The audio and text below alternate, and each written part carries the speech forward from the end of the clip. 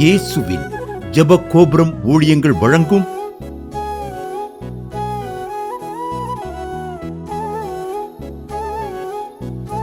நம்பிக்கையிலே சந்தோஷமாயிருங்கள். சென்னையில் இருந்து ராகேல் என்கிறவங்க எழுதியிருக்காங்க. அவங்களுக்கு கீமோகுளோபின் 7 இருந்துச்சான். அவங்களால டாக்டர் எவ்வளவோ அவங்க என்னமோ சாப்பிட்டு பார்த்தாங்க, பிளட் ஏற்றுனா அது கூடுது, அப்புறம் என்ன செய்யுது, குறைஞ்சிது. இப்படியே 5-6 வருஷம் கஷ்டப்பட்டாங்களாம். அப்புறம் இதே துடிப்பு வேகமாக இருக்குமா. அவங்க நம்பிக்கை டிவியில் ஒவ்வொரு வெள்ளிக்கிழமையும் 8 மணிக்கு நம்பிக்கையில் சந்தோஷம் இருங்க நிகழ்ச்சி பார்த்தாங்களாம். அவங்க கீழே கொடுக்கப்பட்ட ஃபோனில் சௌரிட்டு நான் ஜெபம் பண்ணேன், தொடர்ந்து 1 மாதம் ஜெபம் பண்ணேன், இப்போ எனக்கு இருதய துடிப்பு இல்லை, 2வது இருதய துடிப்பு நார்மல் ஆயிடுச்சு, அடுத்து கீமோகுளோபின் 12 வந்துருச்சுன்னு சாட்சி சொல்லியிருக்காங்க. கர்த்தருடைய நாமம் மகிமைப்படுவதாக. நம்பிக்கையிலே சந்தோஷமாயிருங்கள். ஆண்டவராய் இயேசு கிறிஸ்து நாமத்தினால நம்பிக்கை டிவி நேயர்களுக்கு அன்பான வாழ்த்துக்களை தேவ சமூகத்திலிருந்து உங்களுக்கு கூறுகிறேன். நீங்கள் எல்லோரும் நலமாக இருப்பீங்க நம்புகிறேன். உங்களுக்காக ஜெபிக்கிறோம். இந்த ப்ரோக்ராம் பார்க்குற கேட்குறவங்களுக்காக நாங்கள் தொடர்ந்து ஜெபிக்கிறோம். உங்களுடைய ஜெபத்தினாலும் நீங்கள் உதாரணத்துவமாய் அனுப்புகிற காணிக்கைனாலும் இந்த ப்ரோக்ராம் தொடர்ந்து வெளிவருகிறது. கர்த்தர் உங்களை ஆசீர்வதிப்பாராக. இந்த சுவிசேஷத்தை நிமித்தமும் என் நாமத்தை நிமித்தம் நீங்கள் எதையெல்லாம் இழக்கிறீங்களோ அதையெல்லாம் 100 மடங்கு இம்மையிலையும் மறுமையில் நித்திய ஜீவனை தருவேன்னு ஆண்டவர் மத்தேயு 10 எழுதி வச்சிருக்கிறாரு.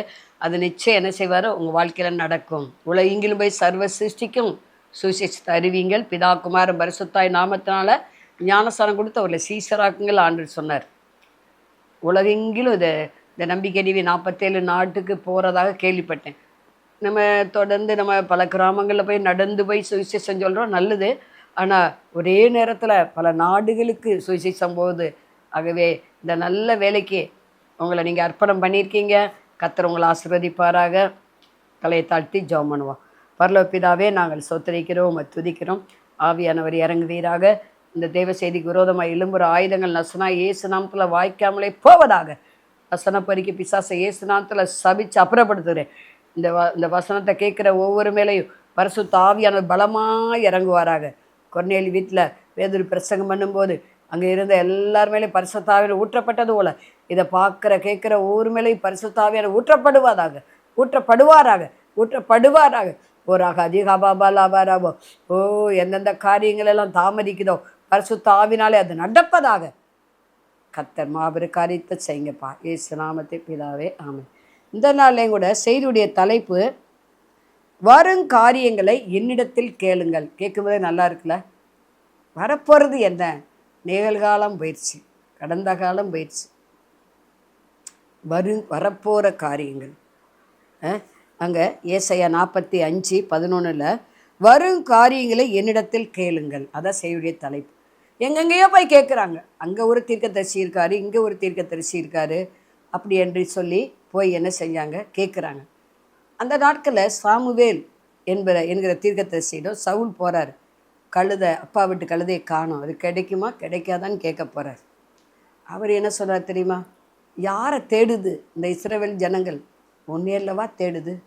உன்னை சமஸ்த இஸ்ரவேலுக்கும் கர்த்தர் உன்னைய ராஜாவாக அபிஷேகம் பண்ணுகிறார் அப்படின்னு சொல்லிட்டு அப்புறம் என்ன பண்ணுறாரு, காணாமல் போன கழுதை 3 நாளில் கிடச்சிச்சுங்கிறார். கழுதை தேடி போன அவர் கிடைக்குமா கிடைக்காதான்னு கேட்ட அவருக்கு ரெட்டிப்பான ஆசீர்வாதம் கிடைச்சு. வருங்காரியங்களை குறித்து கவலைப்பட்டு கலங்கி எங்கே போய் தான் வருங்காரியத்தை நான் கேட்குறது அப்படின்னு ஒருவேளை நீங்கள் திகைப்போடு கலக்கத்தோடு வர்றத்தோடு இதை கேட்டுக்கிட்டு இருக்கலாம். என் பிள்ளைக்கு நீ என்ன நடக்க போகிறது, எனக்கு என்ன நீ சம்பவிக்க போயிடுறது, இந்த படிப்பு கிடைக்குமா கிடைக்காதா, வேலை கிடைக்குமா கிடைக்காதா, இதுவரையும் எவ்வளவோ ஆண்டவர் நன்மை செஞ்சுருக்காரு, இனிமேல் இந்த நன்மை ஆண்டவர் செய்வாரா செய்ய மாட்டாரா, இதெல்லாம் உங்களுக்கு ஒரு கேள்விக்குறியாக இருக்கலாம்.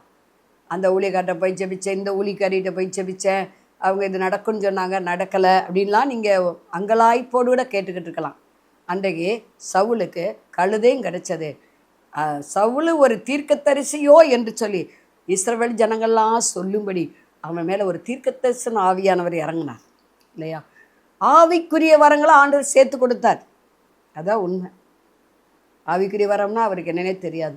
ஆனால் சாமுவேல் தீர்க்கதரிசி ஒரு தீர்க்கதரிசியாக இருந்ததுனால பாருங்கள், அவர் ஜெபிக்கும்போது கழுதையும் கிடச்சது, வரங்களும் கிடச்சிது. இதை பார்த்து கொண்டு இருக்கிற அருமையான சகோதரியை, வருங்காரியங்களை குறித்து நீங்கள் கலங்கி கொண்டு இருக்கீங்களா? ஆண்டவர்கிட்ட கேட்டுக்கிட்டே இருக்கீங்களா? இந்த திருமணம் இதை சரியான மாப்பிள்ளையா, இதை சரியான பொண்ணான்னு எனக்கு தெரியலையே, இதை சரியான வேலையான்னு எனக்கு தெரியலையே, நம்ம சரியான வீட்டுக்கு தான் குடி வந்திருக்கோமான்னு தெரியலையே அப்படின்னு சொல்லி நீங்கள் ஒருவேளை ஒரு கேள்விக்குறியோடு இருக்கலாம். ஆண்டுடைய சித்தமாக இல்லையா அப்படின்லாம் நீங்கள் கேள்வி கேட்கலாம்.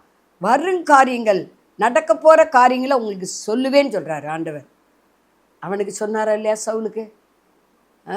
அப்போ ஆண்டவர் உங்களுக்கு அதை சொல்லுகிறார், சொல்லுவார், நிச்சயம் சொல்லுவார். எல்லாத்தையும் நீங்கள் நம்பாதீங்க. தீர்க்கதரிசனம்னு நீங்கள் போகிறீங்க, நல்லது. ஆனால் வேதத்தின் அடிப்படையில் யார் எந்த ஊழியர்கள் உங்களுக்கு சொன்னாலும் நீங்கள் அதுக்கு செய்சாங்க. ஏன்னா வெளிப்படுத்த விசேஷம் 1:3 அப்படி சொல்லுகிறது. இந்த தீர்க்கதரிசன புஸ்தகத்தை வாசிக்கிறவனும் கேட்கிறவனும் கை கொள்கிறவனும் பாக்கியவான். இதுவே ஒரு தீர்க்கதரிசன புக்காக இருக்கிறது. வருங்காரியங்களை இது சொல்லும் உங்களுக்கு. ஏசாயா 45:11 அது தெளிவாக ஏசாயா எழுதுறாரு.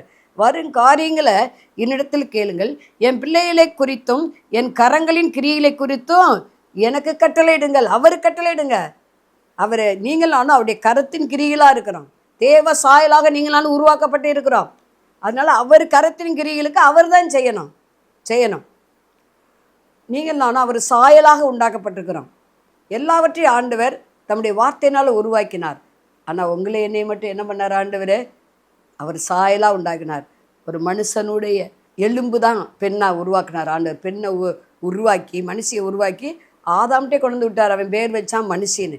மனுஷிலேருந்து எடுக்கப்பட்டபடினால இவன் மனுஷின்னு சொல்லி பேர் வச்சான். அது அப்படியே ஆயிற்று. ஆதாம் எதை பேர் வச்சானோ அது அப்படியே ஆயிற்று. வருங்காரியங்களை நம்ம அவர்கிட்ட கேட்போம், செய்வார். 94, 95 நான் 89 ரட்சிக்கப்பட்டேன். அப்போ 94, 95 சரியான என் மகனுடைய ஒரு மரண போராட்டம். அவன் +1 படிச்சுக்கிட்டு இருக்கான். அப்போ நல்லா படிப்பான், டாக்டர் படிக்கிறேன்னு சொன்னால் சரின்ட்டு நாங்களும். ஆனால் படிச்சுட்டு இருக்கும்போது அவனுக்கு திடீரென்று வாமிட்டு ஃபீவர் வந்துக்கிட்டே தொடர்ந்து ஒரு 3 மாதம் இருந்தது. நாங்களும் இந்த மதுரையில் எந்த ஹாஸ்பிட்டலுக்கோ போனோம், ஒன்றும் கேட்கல. இப்போ ஆண்டவர்கிட்ட எனக்கு அவ்வளவா தெரியாட்டாலும் உபவாசம் போட்டு ஜெபம் பண்ணேன். ஏன்னா ரசிக்கப்பட்ட 4-5 வருஷம் தான், அவ்வளோ எனக்கு சத்தியம் தெரியாது. வீட்டுக்கு தெரியாமல் இப்படி தான் நான் ஆண்டவரை பின்பற்றி இருந்தேன் அந்த நாட்களில். அப்போ ஜெபம் பண்ணும்போது ஆண்டவர் சொன்னார், வரப்போகிற காரியத்தை என் மகனுக்கு சொன்னார்.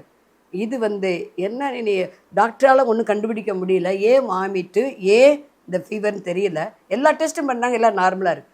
இப்போ எனக்கு ஆண்டவர் வரப்போகிறத வெளிப்படுத்தார். கிட்னியை காமிச்சார். இந்த கிட்னி தான் மகளுக்கு அவர் பிரச்சனை. வேறு டாக்டரில் ஆனால் பெரிய டாக்டர் பரம வைத்தியர் இயேசு என்னோட இருந்தார். அவர் வெளிப்படுத்தினார் வரப்போகிற காரியத்தை. ஆனால் இந்த கிட்னினால் உன் மகன் மறிக்கத்தான் போகிறான்னு சொல்லிட்டார்.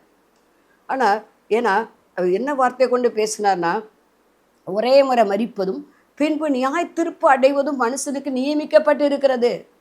எனக்கு அதோடைய அர்த்தம் தெரியல, யார்ட்டையும் நான் கேட்கவும் இல்லை. கிட்னியை காமிக்கிறாரு, ஒரே முறை மரிப்பதும் பின்பு நியாய தீர்ப்பு அடைவதும் மனுஷன் நியமிக்கப்பட்டுன்னு சொல்கிறார். எனக்கு ஒன்றுமே விளங்கலை. இப்போ வேலூர் சீம்ஸ் கொண்டு போன அவங்க என்ன சொன்னாங்க, ஒரு கிட்னி கொடுத்தா பிழைச்சிக்கிடுவான்னு சொன்னாங்க. நான் அப்படி தான் தப்பாக எடுத்துக்கிட்டேன். ஒரே முறை மரிப்பதுங்கிற நான் ஒரு கிட்னி கொடுத்தா அவன் சரியாயிடுவான், வசனத்தை தப்பாக புரிஞ்சுக்கிட்டேன். ஆனால் ஆண்டவர் வரப்போகிற காரியத்தை தெளிவாக சொன்னார். கிட்னியில் தான் அவனுக்கு 2 கிட்னியும் பிரச்சனை. ஜிபிஎம் ஆன்டிபாடின்னு ஒரு வியாதி அது 1.5 லட்சம் பேருக்கு ஒரு ஆளுக்கு தான் வருமா. அது தாக்கப்பட்டதுனால 6 மாதம் டயாலிசிஸ் போட்டு, அதுக்கு மேலே நான் கிட்னி டொனேட் பண்ணேன். அது 1 வருஷம் ரிஜெக்ட் ஆயிடுச்சு. அப்புறம் இன்னொரு கிட்னி எங்கள் வீட்டுக்காரருடைய தம்பி கொடுத்தாரு, அது ரிஜெக்ட் ஆயிடுச்சு. கடைசியில் அந்த கிட்னி வியாதிக்கு முடிவு மரணம் தான். ஆண்டவர் வரப்போகிற காரியத்தை எனக்கு வெளிப்படுத்தினேன். அப்போ தான் எனக்கு உணர்வே வந்துச்சு. ஆக ஆண்டவர் கரெக்டாக தான் வெளிப்பாடு கொடுத்துருக்காரு, வரப்போகிறத நமக்கு அறிவிச்சிருக்காரு. ஆனால் என்னுடைய விசுவாசம், என்னுடைய நம்பிக்கை, ஆண்டவர் அவனை சாக விடக்கூடாது, அவனுக்கு ஆண்டவர் நீண்ட ஆயுசை கொடுக்கணும். நமக்கு ஒரு பையன்தான் இருக்கிறான், 2 பொம்பளை பிள்ளைங்க. எல்லோரும் சொந்த பந்தம்லாம் யாரும் ரட்சிக்கப்படலை. நான் ஏசிட்ட போய் இப்படி நடந்துருச்சுன்னு எல்லாரும் என்னை அவ்வளோதான் ஒரு வழி பண்ணிடுவாங்களே ஆண்டவரே, என் கணவர் கூட பிறந்த 9 பேரும் ஒரு வழி பண்ணிடுவாங்க அப்படின்னு நான் ரொம்ப 5 வருஷம் போராடினேன். அந்த 5 வருஷத்தில் என் கணவர் ஆண்டவர் ரட்சித்தார் ஒழிய, என்னைய பலப்படுத்தினாரே ஒழிய, என் மகனுக்கு வரப்போகிற காரியத்தை சொல்லிட்டார்ல மரணம்னு, அதை என்ன செஞ்சிச்சு நடந்தது. அப்போ வரப்போகிற காரியத்தை அவர் சொல்லுகிறவராக இருக்கிறார். நம்ம கேட்டு பெற்றுக்கொள்ளணும். ஆண்டவர் நடக்குமா நடக்குது அவர்கிட்ட கேளுங்க, சொல்லுவார். சோசியரை தேடி ஓடி போகிறாங்க எத்தனையோ கிறிஸ்தவங்க. ஒரு சகோதரி இப்படி சொன்னாங்க, நாங்கள் ஒரு சம்மந்தம் பண்ண போகிறோம், அவர் ரொம்ப சோசியத்தை நம்புவார், அவர் வந்து கிறிஸ்டின் தான், ஆனால் அதில் ஒரு நம்பிக்கை வைப்பார்.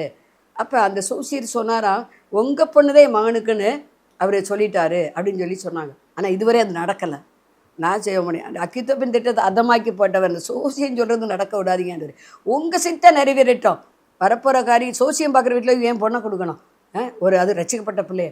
அப்போ நான் என்னுடைய ஜெபத்தை கேட்டு ஆண்டவர் என்ன பண்ணார், ஒரு நல்ல பெஸ்ட்டு வரனை கொடுத்துட்டார். அப்போ வரப்போகிற காரியம் அவங்க அப்படி தான் சொன்னாலும் என் காதில் ஏறலை. சோசிகார் வீட்டுக்கு அவங்க பிள்ளை போக மாட்டான்னு எனக்கு தெரியும். வரப்போகிற காரியத்தை எனக்கு அறிவிச்சுட்டாரா, அவங்க அதைத்தான் விரும்புகிறாங்க. பையன் நல்ல பையன், அவங்க அப்போ தானே சோசிங்க இருக்கிறாரு, பையன் கேட்கல, இல்லை இப்படிலாம் வாக்குவாதம் பண்ணாங்க. இல்லை, எனக்கு ஆண்டவர் சொன்னது நல்ல பெஸ்ட்டு. சோசியம்லாம் பார்க்காத, ஆண்டவரை நம்புகிற விசுவாசிக்கிற ஆபிரகாம் சந்ததியில் தருவேன்னு சொல்லிட்டார். இப்போ ஆபிரகாம் சந்ததியில் அவனுக்கு கொடுத்தாரு. அப்போ இதை கேட்டுக்கொண்டு அருமையான சௌரிய வரப்போகிற திருமணமாக வரப்போகிற காரியங்களாக நீங்கள் அவர்கிட்ட கேளுங்க. எதுவாக இருந்தாலும் கேளுங்க. அவர் உங்களுக்கு சொல்லுவார், கரெக்டாக சொல்லுவார், வசனத்தை கொண்டு பேசுவார். எனக்கு எப்படி வசனத்தை கொண்டு என் தேவன் பேசினாரோ உங்களுக்கு அப்படி என்ன செய்வார், பேசுவார். வரப்போகிற காரியங்களை எதுவாக இருந்தாலும் அவற்றை கேட்டு நம்ம பெற்றுக்கொள்ளுங்க. ஏன்னா எல்லாவற்றையும் அதினேதையும் காலத்தில் இயேசு செய்வார். நீதிமொழிகள் 8:6 சொல்லு, கேளுங்கள், மேம்பாடான காரியங்களை பேசுவார், மேன்மையானவைகளை பேசுவார், உயர்வானதை பேசுவார், நன்மையானவைகளை பேசுவார், ஆசீர்வாதமானவைகளை பேசுவார். மரணத்தை குறிச்சும் பேசுவார், ஜீவனை குறிச்சும் பேசுவார், சாபத்தை குறிச்சும் பேசுவார், ஆசீர்வாதத்தை குறித்தும் பேசுவார், நன்மை குறித்து பேசுவார், தீமை குறித்து பேசுவார். தலை தாழ்த்தி ஜெபம் பண்ணுமா? பரலோக பிதாவே, நாங்கள் சோத்தரிக்கிறோம், துதிக்கிறோம்.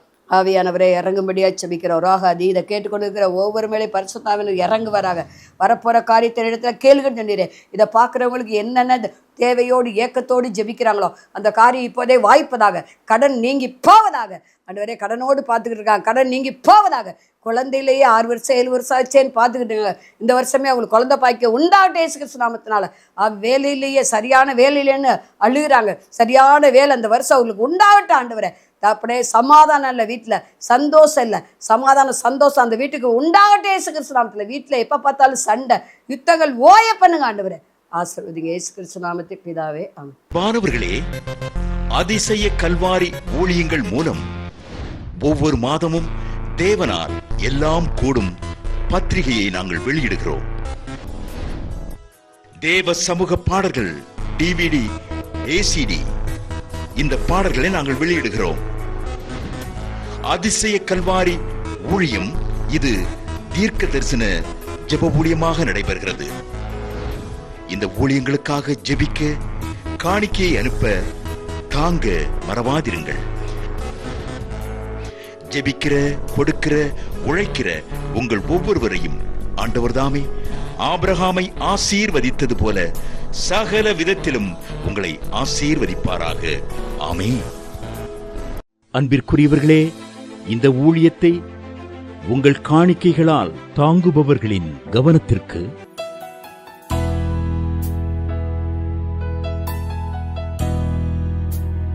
ஜிபே மூலமாகவும் நீங்கள் தாங்கும்படி உங்களை பட்சமாய் கேட்டுக்கொள்கிறோம். எங்களுடைய ஜிபே எண்ணானது 9439308550.